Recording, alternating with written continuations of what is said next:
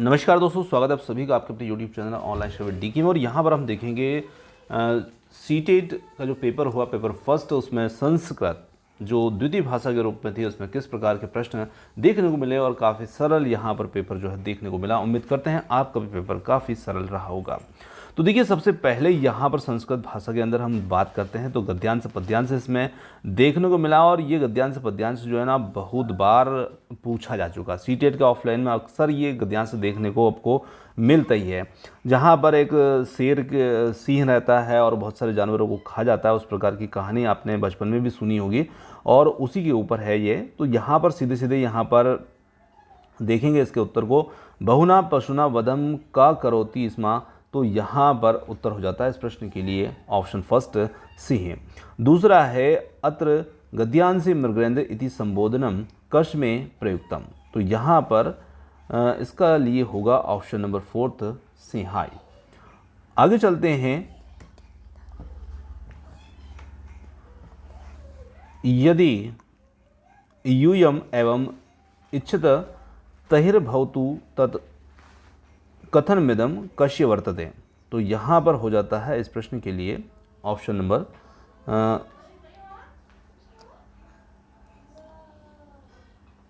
सिंहस्य। Option second जो होगा वो इसके लिए उत्तर होगा। आगे चलते हैं। अति विलंबने सिंहस्य समीपम का अगच्छत।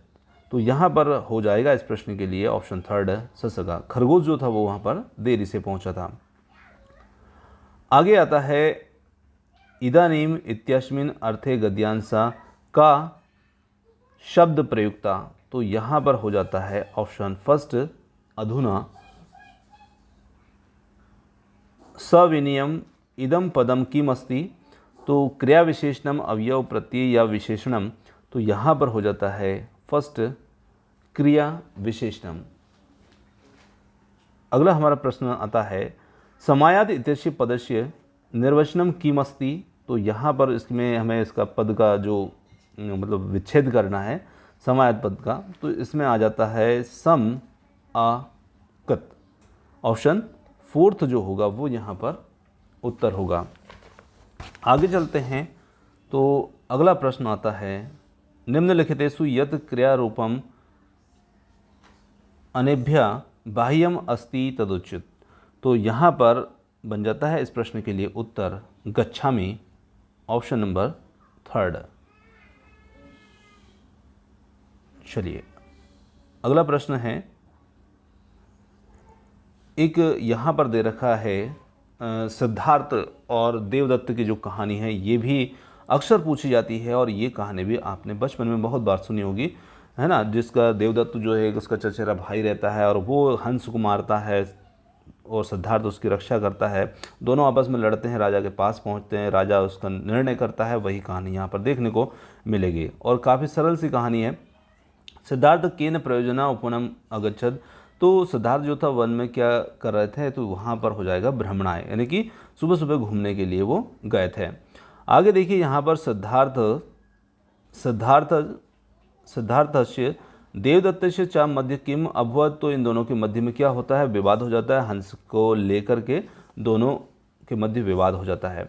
इसी के साथ में हंतुम इत्यस्मिन् गद्यांश से का शब्द प्रयुक्त। तो हंतुम का लिए यहाँ पर मारुतिम शब्द का जो प्रयोग है वो किया गया है। अवदत इत्यस्मिन् पदे का क्रिया रूपे का लकारा। तो यहाँ पर हो जाएगा लंग लकार। इसी के साथ में अगला प्रश्न आता है विद्वम इतस्य पदस्य निर्वचनम क्रियताम। तो यहाँ पर इसके लिए हो जाता है उत्तर हमारा ऑप्शन फोर्थ विद प्रत्यय। अगला है घातका इत्यास्मिन् पदे का कृत प्रत्यय। तो यहाँ पर हो जाता है इसमें उणुल प्रत्यय। ऑप्शन सेकंड यहाँ पर उत्तर होगा। इसी के साथ में अगले प्रश्न पर चलते हैं और अगला प्रश्न था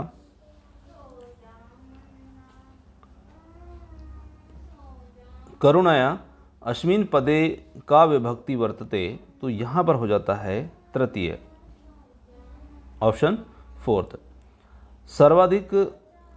अब यहाँ पर प्रश्न है हमारे पैडागोजी से, पठनस्य सा पद्धति यस्या प्रकारणदेन शब्दार्थ ज्ञायते कथ्येत, तो यहाँ पर हो जाता है इस प्रश्न के लिए उत्तर ऑप्शन नंबर सेकेंड, समग्र भाषा उपगमा, ऑप्शन सेकेंड। भाषाया विषये चिंतनस्य वार्तालापस्य च योग्यता अस्ति, तो यहाँ पर हम इस प्रश्न के लिए उत्तर लगाएंगे ऑप्शन फर्स्ट, वक्तु सक्षमता। चलिए आगे अगला प्रश्न हमारा आता है, एका माता द्वितीय कक्षाया अध्यापकं कथयति यत् तथा यत् तया निरीक्षितं यत् तस्या बालका यदा कदा त्रयोदशं भाषा प्रयोगं करोति यत्या कस्मादपि प्रौढात् भगिनी भ्रातुं वा कदापि न श्रुता। एतत् कथं संभवति? अस्य प्रश्नस्य किमुत्तरं समीचीनम् अस्ति। तो यहाँ पर इस प्रश्न का जो उत्तर बनेगा वो हो जाएगा, मानव मस्तिष्क सहाजाते रूपेण भाषा शिक्षणितुं योग्यतुम् अस्ति। ऑप्शन नंबर जो फर्स्ट होगा वही इसमें हमारा उत्तर होगा। अगला प्रश्न है,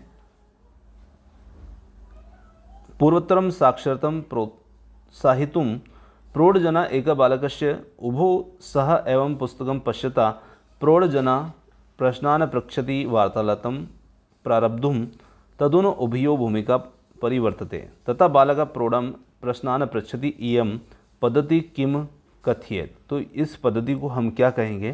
तो इस पद्धति को हम कहेंगे वार्तालापीयम पठनम, ऑप्शन नंबर सेकेंड। अध्यापका भाषा छात्राणां श्रवणकौशलं केन उपायेन वर्धितुं समर्थयम्, तो यहाँ पर हो जाता है छात्राणां कृते विभिन्न प्रकाराणां जनान् च श्रोतुम् अवसर प्रदानेन च श्रवणक्रिया सुनियोजनेन, ऑप्शन सेकेंड हो जाएगा यहाँ पर इसके लिए उत्तर। चलिए अगले प्रश्न पर चलते हैं और अगला प्रश्न हमारा आता है,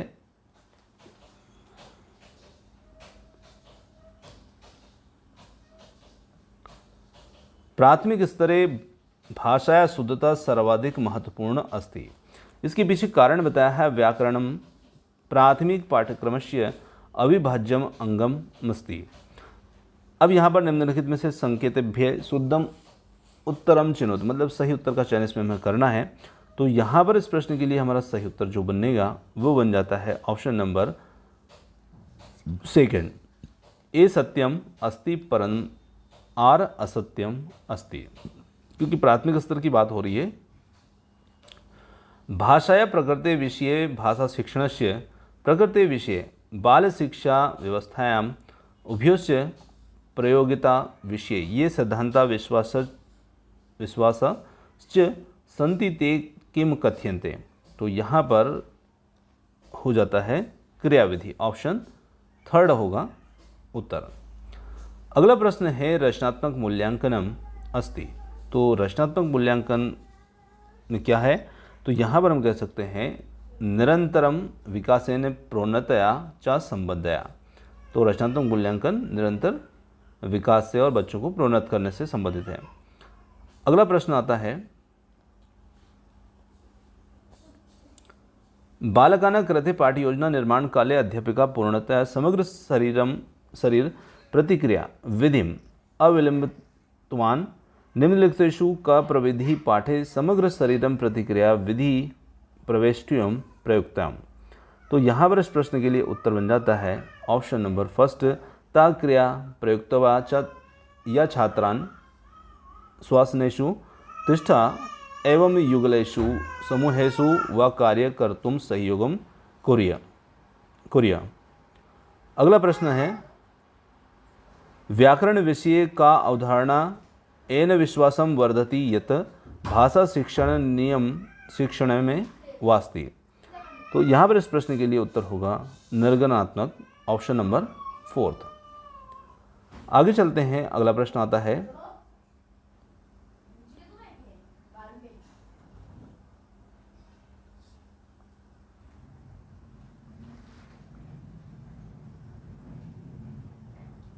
पंचमी कक्षायां अध्यापिका स्वतंत्र लेखन कार्यं दातुं योजना निर्मिता अध्यापकेन कस्मिन् विषये केन्द्रितेन भवितव्यम्, तो यहाँ पर हो जाता है इस प्रश्न के लिए उत्तर हमारा ऑप्शन सेकेंड, प्रवाहे शुद्धताया उभयो।